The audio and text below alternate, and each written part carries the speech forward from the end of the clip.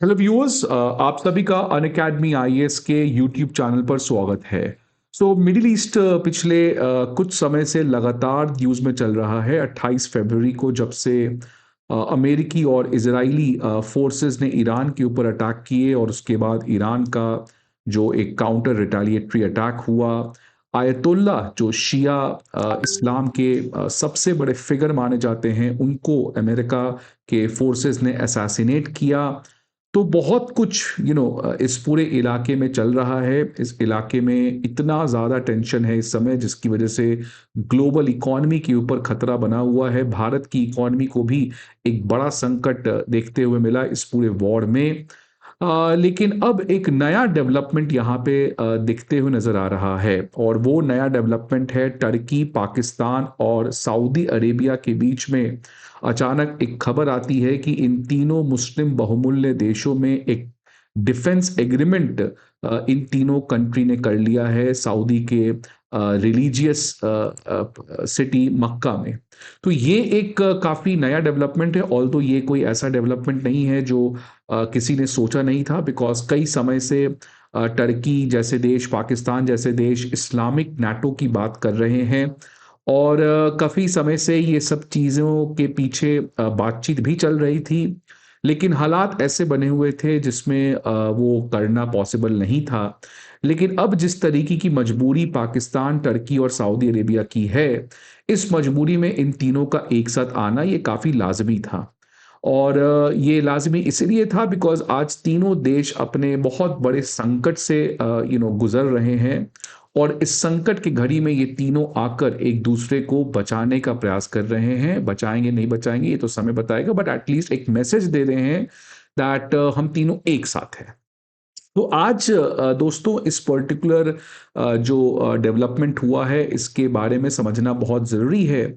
और इसमें सबसे बड़ी रोमांच की बात यह है कि अगर आप टर्की और सऊदी अरेबिया को देखेंगे तो ये दोनों एक ज़माने तक कट्टर दुश्मन हुआ करते थे। देखिए, मुस्लिम वर्ल्ड में हमेशा से शिया और सुन्नी की जो एक टेंशन है वो तो सबको पता ही है। लेकिन एक और बहुत बड़ा टेंशन का विषय है, वो है शिया सुन्नी मुस्लिम्स के बीच में भी टर्की और सऊदी अरेबिया के बीच में जो टेंशन्स रहे हैं। Because Saudi Arabia, Turkey, Pakistan ये तीनों सुन्नी बहुमूल्य देश हैं, अनलाइक शिया जहाँ जो सबसे ज़्यादा ईरान में रहता है। और इन सुन्नी कंट्री में भी जहाँ पे टर्की और सऊदी अरेबिया की बात करें तो इनके बीच में जो रिश्ते रहे हैं वो हमेशा बहुत ज़्यादा चिंता के विषय रहे हैं।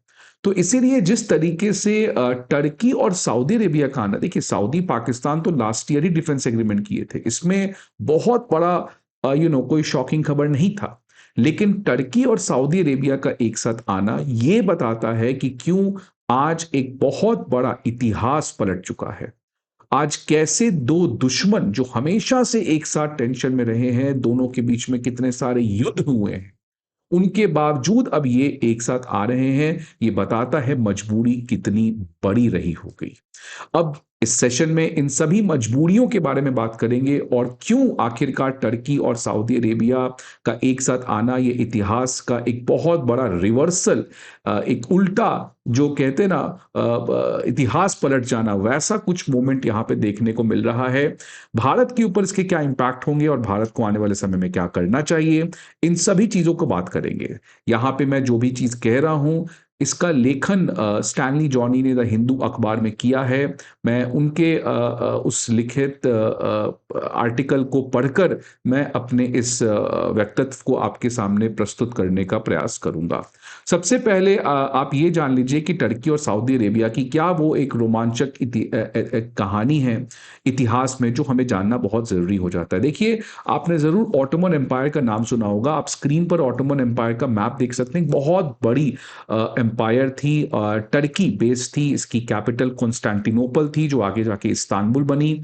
तो ये एक टर्किश मुस्लिम एम्पायर थी, ऑटोमन एम्पायर, जो यूरोप, एशिया, अफ्रीका के बहुत सारे एरियाज को कंट्रोल करती थी। इस ऑटोमन एम्पायर का गठन लगभग 1580 में हुआ था और वर्ल्ड वॉर वन के बाद ऑटोमन एम्पायर जो है वो कोलैप्स कर गई और उसी कोलैप्स करने के बाद ऑटोमन एम्पायर से निकल कर आया टर्की देश, जो आज आप और हम जानते हैं। तो ऑटोमन एम्पायर एक इस्लामिक वर्ल्ड का बहुत बड़ा एम्पायर था।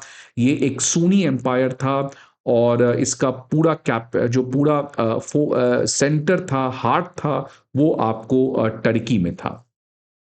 ऑटोमन एम्पायर हमेशा से अपने आप को पूरे इलाके में अपने आप को स्प्रेड किया। ऑब्वियसली ये कोई भी एम्पायर जो होता है वो अपने आप को एक्सपैंड करता है, जैसे मुगल एम्पायर हो गया, ब्रिटिश एम्पायर हो, वैसे ही ऑटोमन एम्पायर भी उस समय अपने आप को काफ़ी ज़्यादा एक्सपैंड कर रहा था। लेकिन एक सबसे बड़ी बाधा जो थी ऑटोमन एम्पायर के लिए वो आई सऊदी अरेबिया से। देखिए सऊदी अरेबिया का जिससे स्थापना किया था या जो सबसे पहला स्टेट था उसको साउद स्टेट कहते थे। इसकी जो स्थापना है आप देख सकते हैं लगभग 1744 में की गई थी by Mohammed bin Saud. Right, आप देख सकते हैं स्क्रीन पर ये रहे मोहम्मद बिन साउद और ये वो व्यक्ति हैं जिन्होंने पहला state of first Saudi state को एस्टैब्लिश किया था। उस समय सऊदी अरेबिया की जो कैपिटल थी वो दिरिया थी, दिरिया, इसलिए इसको एमिरात ऑफ दिरिया भी कहा जाता था, जो रियाद के काफी करीब है। तो ये 1744 में पहली बार सेंट्रल अरेबियन पेनिनसुला में एक नया स्टेट आया था, साउथ स्टेट, जो एमिराते ऑफ दिरिया के नाम से जाना जाता था। और जब ऐसा हुआ तो ऑटोमन एम्पायर, आप देख सकते हैं कि ऑटोमन एम्पायर जो अपने आप को एक्सपैंड करना चाह रहा था, उसका ऑब्वियसली जो एक टेंशन है वो इस नए एमिराते ऑफ दिरिया के साथ स्टार्ट हो गया, बिकॉज वो अपने आप को एक्सपैंड करना चाहता था। वो इस पूरे अरेबियन पेनिनसुला को ऑटोमन एम्पायर अपने कब्जे में लाना चाहता था, लेकिन जो यहाँ पे एक नई एमिरातें थी, जो एक नए रूलर थे, वो इस चीज को रोकने का प्रयास कर रहे थे। और इसी कॉन्टेक्स्ट में दोनों के बीच में टेंशन जो है वो स्टार्ट हो गया। एक तरफ जो है पहला सऊदी स्टेट वो अपने आप को एक्सपैंड करने लगा और दूसरी तरफ ऑटोमन एम्पायर जो पहले से एक बड़ा एम्पायर था वो अपने आप को और एक्सपैंड करने लगा। तो लाजमी है इन दोनों के बीच में टेंशन्स काफी ज्यादा बढ़ गई।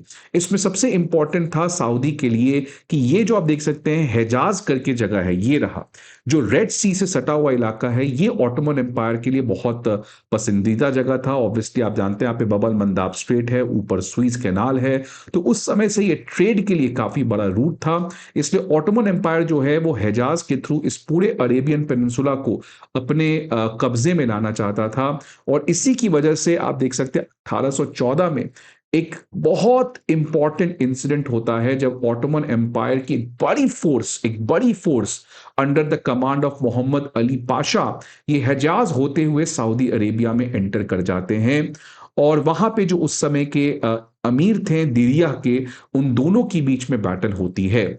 और जो मोहम्मद अली पाशा हैं, आगे जाकर उनके जो बेटे हैं 1818 में लगभग इब्राहिम पाशा, वो इस पूरे चीज को ज्वाइन कर लेते हैं और वो उस समय के सऊदी स्टेट से तब तक लड़े जब तक सऊदी स्टेट के जो एमीर थे, जो रूलर थे, वो सरेंडर नहीं कर देते हैं। और फाइनली जाकर 1819 में जो पहली सऊदी स्टेट थी, उसके जो लास्ट रूलर थे, जो लास्ट एमीर थे, उनके बच्चों, उनके जितने भी सपोर्टर्स थे, उनका सर कलम कर दिया गया इन Hagia Sophia, near the Hagia Sophia, जो आप जानते हो एक मस्जिद है बहुत बड़ी, पहले चर्च हुआ करती थी, फिर इसको मस्जिद बनाया गया। लोग कहते हैं उसके पहले भी एक मस्जिद थी। तो ये सब था। तो ये देख सकते हैं आप कि ऑटोमन एम्पायर जो टर्किश एम्पायर थी, जो टर्की बेस थी, उन्होंने पहले सऊदी स्टेट के लास्ट रूलर, उनके बच्चे सपोर्टर का सरकलम किया। यह बताता है कि कितनी बड़ी रंजिश उस समय इन दोनों के बीच में रही थी। लेकिन इसके बाद ऑल्दो जो पहली सऊदी स्टेट थी वो तो कोलैप्स हो गई, लेकिन जस्ट 6 साल के बाद वापस से ये रिकवर करते हैं और सेकेंड सऊदी स्टेट की स्थापना होती है लगभग 1824 में।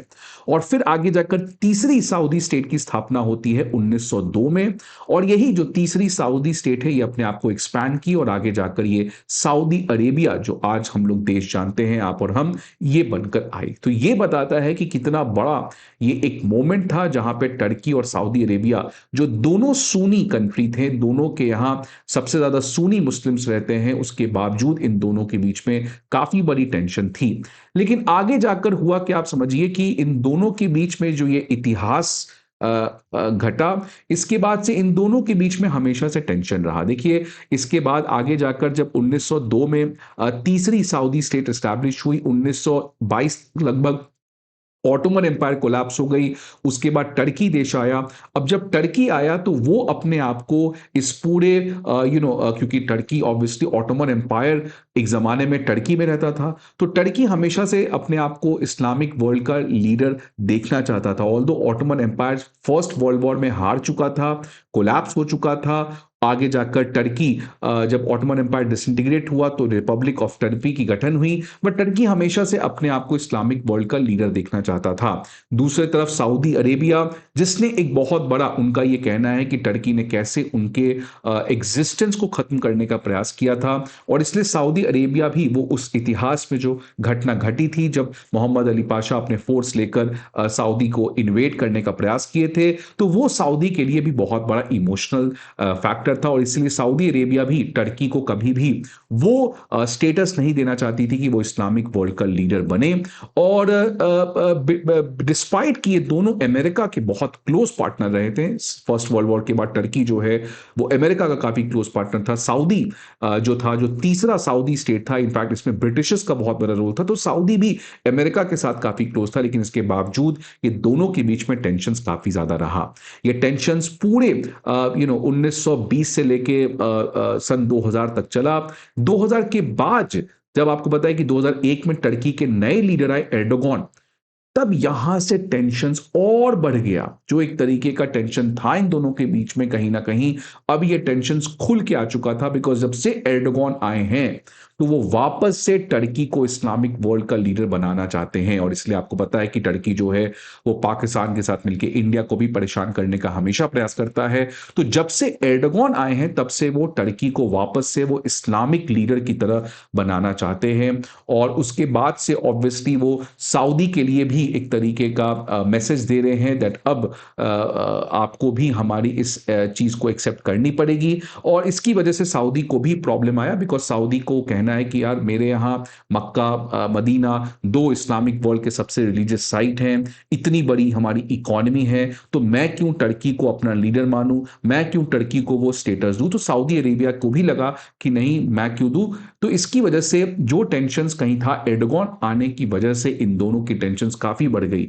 वो लीबिया की बात हो गई या वो यूनाइटेड नेशंस में हो गई, हर जगह इनके बीच में कहीं ना कहीं टेंशन देखने को मिला। लेकिन पिछले कुछ समय से स्टैनली जॉनी अपने इस लेखन में कहते हैं कि पिछले कुछ समय से हालात बदल चुकी है, कि सिंस 2001 जब से एर्डोगन पावर में आए हैं, दोनों के बीच में टेंशन्स तो काफी ज्यादा मैसिवली इंक्रीज हुई है, बट अगर आप पिछले 5-6 साल में देखेंगे तो हालात काफी बदल गई है।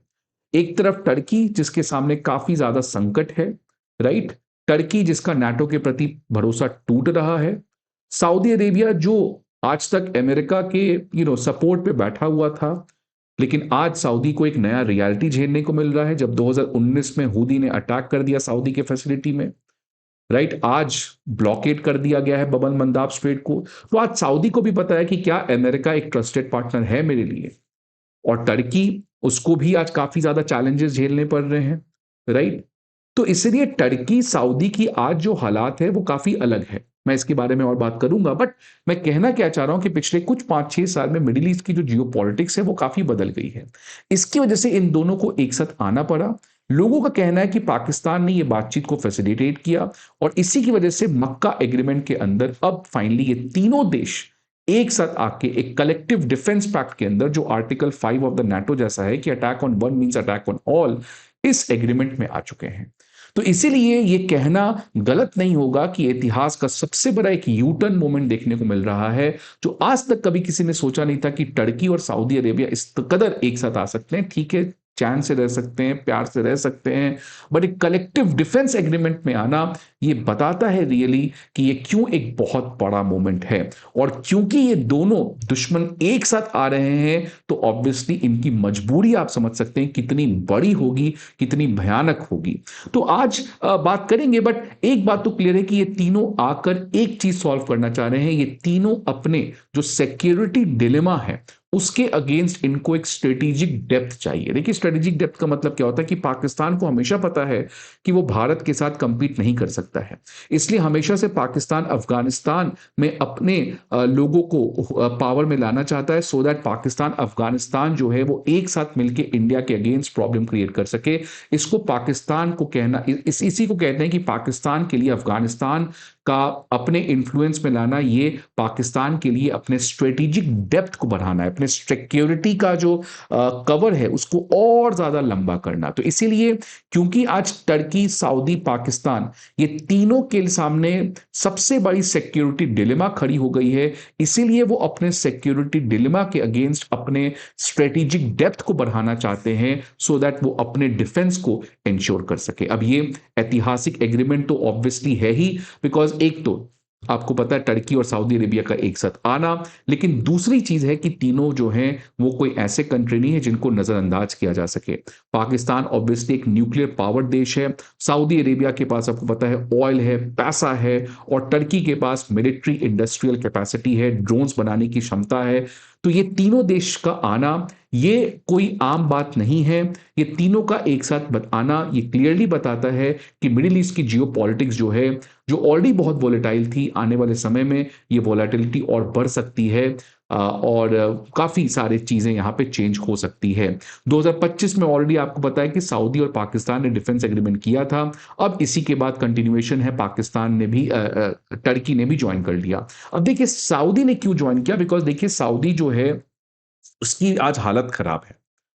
पहला हालत खराब है कि उसको पता है कि यार अमेरिका आज ट्रस्टेड पार्टनर नहीं है। आज अमेरिका का फोकस चाइना के ऊपर है, आज अमेरिका का फोकस ईरान के ऊपर है, आज अमेरिका का फोकस स्ट्रेट ऑफ हॉर्मुज के ऊपर है। बबल मंदाब स्टेट में क्या चल रहा है इसका क्या गारंटी होगा। और ये आज सऊदी को अभी नहीं पता चला है। 2019 में जब हूदी ने अटैक किया सऊदी के अरामको ऑयल फैसिलिटी के ऊपर, तो उसी के बाद सऊदी को समझ में आ गया कि ये अमेरिका के ऊपर आंख बंद करके भरोसा करना ये बहुत बड़ी बेवकूफी है। और इसीलिए तो सऊदी अरेबिया ब्रिक्स के साथ आ रहा था। क्यों सऊदी ब्रिक्स के साथ आ रहा है? जब सऊदी अमेरिका का अलायंस पार्टनर है, इतना क्लोज पार्टनर है, तो क्यों फिर उसको ब्रिक्स की तरफ आना है? क्यों उसको चाइना के साथ एग्रीमेंट करना है? तो सऊदी पहले से ही बहुत परेशान है। फिर सऊदी को यह भी पता है कि ऑयल का इकोनॉमी खत्म होने वाला है, सारे कंट्री रिन्यूएबल एनर्जी की तरफ शिफ्ट होंगे। आज सऊदी को आपको पता है बबल मंदाब स्ट्रेट हूदी ने ब्लॉक कर दिया है। ईरान जो है इस पूरे वॉर को रीजनल स्केल पे बढ़ा दिया, जिसकी वजह से पूरे मिडिल ईस्ट की इकोनॉमी के ऊपर बहुत बड़ा संकट आ सकता है अगर वो अपने डिफेंस को रोबूस्ट नहीं करे। तो सऊदी जो है इसका इस एग्रीमेंट में आना ये अमेरिका के लिए बहुत बड़ी सेटबैक हो सकती है। इंडिया के लिए हो या ना हो ये तो बाद में पता चलेगा, बट ये क्लियरली बताता है कि now Saudi is not trying to trust America, Saudi is not trying to take American support for granted. Saudi Arabia is going to play that card जहां पे वो अपने आप की सेफ्टी को इंश्योर कर सके। तो ये क्लियरली जो अलायंस सिस्टम था अमेरिका का वो कहीं ना कहीं उसके ऊपर एक बहुत बड़ी चोट पहुंची है। अगर मैं टर्की की बात करूं तो टर्की अगेन उसकी भी प्रॉब्लम बहुत बड़ी है कि टर्की तो एक तो हमेशा से, देखिए टर्की मैंने कहा कि ऑटोमन एम्पायर वहीं पे था, तो टर्की हमेशा से अपने आप को पूरे इस वेस्ट एशिया में, मिडिल ईस्ट में एक बड़ा रोल प्ले करना चाहता है, ये तो ठीक है। लेकिन आज टर्की के लिए भी तो प्रॉब्लम है। आप देख रहे हैं इसराइल इसराइल टर्की के बीच में किस तरीके की टेंशन है, ये मत भूलिएगा कि टर्की जो है वो इसराइल का बहुत बड़ा क्रिटिसाइजर है। मतलब टर्की इसराइल के एग्जिस्टेंस को नहीं मानता है। फिर टर्की को आज तक लगा कि यार इसराइल क्या कर लेगा, नाटो है, attack on one means attack on all. But आज नाटो जो संस्था टर्की को बचा सकता था, आज तो वो खुद ही अपने एग्जिस्टेंशियल क्राइसिस से गुजर रहा है। तो इसलिए टर्की का भी आज टेंशन, हालात, इकोनॉमी की हालत खराब है ही। उसके बाद जो कर्ड्स वाले लोग हैं वो भी प्रॉब्लम क्रिएट कर रहे हैं टर्की के लिए, राइट। तो ये सब चीजों की वजह से एक तरीके का टर्की का भी आज सिक्योरिटी डिलेमा बढ़ गया है। पाकिस्तान के लिए तो आपको पता है कि जिस तरीके का ऑपरेशन सिंदूर हुआ, और ये क्लियर था कि अब भारत जो है वो आपके इस न्यूक्लियर ब्लफ से नहीं डरेगा। अब भारत जो है घर के अंदर घुसेगा, अटैक करेगा और उसी आवाज में, उसी रिस्पॉन्स में देगा जवाब, उससे इनफैक्ट और लीथल रिस्पॉन्स देगा जितना आप सोच भी नहीं सकते हो। तो पाकिस्तान को कहीं ना कहीं अब ये भारत का जो नया अवतार है, जो भारत का एक नया रूप है, जो भारत का एक नया डिफेंस पॉस्चर है, वो कहीं ना कहीं हटा रहा था। और पाकिस्तान इसीलिए पैनिक में है तब से कि कल को अगर ऐसा कुछ होता है मिसकैलकुलेशन और वापस से भारत कहीं ना कहीं मुझ पर अटैक करेगा इन रिटेलिएशन, तो मैं क्या करूंगा उस केस में। तो ये पाकिस्तान की भी डर है कि वो इस तरीके के एग्रीमेंट को आ रहा है, बिकॉज जिसका खुद ही देश डूबा पड़ा है, इकोनॉमी की हालात बद से बदतर हो चुकी है, वो इस डिफेंस एग्रीमेंट में जा रहा है। मतलब ऑब्वियसली आप समझ सकते हैं कि कितना ज्यादा एक डर का माहौल है वहां के आर्मी और सरकार को कि वो इस तरीके से मिलिट्री डिफेंस एग्रीमेंट में जा रहा है। अब क्या ये सक्सेसफुल होगा ये तो समय बताएगा, बट अभी अगर देखा जाए तो ये लग रहा है बहुत सिंबॉलिक है। बिकॉज आप देखिए 2025 में सऊदी और पाकिस्तान की डील हुई थी, ठीक बात है, 2025 में सऊदी और पाकिस्तान की डील हुई थी। उसके बाद सऊदी जो है वो कॉन्स्टेंटली हूदी के अटैक में आ गया, क्या पाकिस्तान बचाने गया? राइट। तो ये अब मान लीजिए इंडिया पाकिस्तान का वॉर चल रहा है, क्या टर्की पाकिस्तान को बचाने आएगा? क्या सऊदी पाकिस्तान को बचाने आएगा, जब सऊदी का ऑलरेडी इंडिया के साथ बहुत स्ट्रांग इकोनॉमिक पार्टनरशिप है? राइट। अगर मान लीजिए इजराइल जो है वो टर्की पे अटैक कर दे, तो क्या सऊदी अटैक करेगा इजराइल के ऊपर? भूलिएगा मत कि आज भी सऊदी जो है वो सबसे ज्यादा डिफेंस अमेरिका से खरीदता है। तो क्या ये एक तरीके का जुगाड़ लगाया जा रहा है? क्या ये बस मैसेज देने का काम किया जा रहा है कि हम लोग एक साथ हैं? या क्या अमेरिका इन तीनों को एक साथ ला रहा है कि भाई तुम तीनों एक साथ आ जाओ ईरान के अगेंस्ट? क्या है आगे वाले, ये आने वाले समय में इसका पर्पस क्या है, ये क्यों बनाया गया है, ये तो आने वाले समय में ही क्लियर होगा। लेकिन ऑब्वियसली ये एग्रीमेंट जो है इसको आप रिजेक्ट नहीं कर सकते हैं, बिकॉज ये तीन इंपॉर्टेंट देश हैं। क्योंकि पाकिस्तान न्यूक्लियर पावर, जैसे मैंने कहा, Saudi oil and money, and Turkey defence industrial capacity, इन तीनों का एक साथ आना ये बहुत बड़ी चीज है। अब आने वाले समय में भारत के लिए ऑब्वियसली चैलेंजेस हो सकते हैं। भारत को भी अब अपने मिडिल ईस्ट पॉलिसी को वापस से रीओरिएंट करना पड़ेगा, जिसमें अब्राहम अकॉर्ड के अंदर जो I2U2 था, इंडिया इजराइल यूएई और